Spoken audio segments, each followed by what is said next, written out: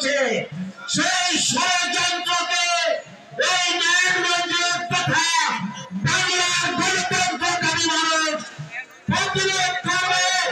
এই বাংলাদেশে গণতন্ত্র প্রতিষ্ঠা করবে ইনশাআল্লাহ। আমরা বলতে চাই আমাদের নেতা, আমাদের দলের ভারপ্রাপ্ত চেয়ারম্যান তারেক রহমানের নেতৃত্বে এই বাংলাদেশের মানুষ আজকে ঐক্যবদ্ধ।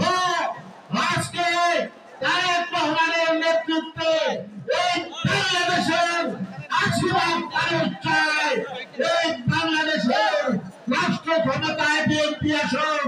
তারেক রহমানের নেতৃত্বে এই বাংলাদেশে আগামী যে নির্বাচন হবে সেই নির্বাচনে এই নারায়ণগঞ্জ সারা বাংলাদেশের মানুষ প্রদান করবে। এই নারায়ণগঞ্জের মাটি তারেক রহমানের ঘাঁটি, খালেদা জিয়ার ঘাঁটি।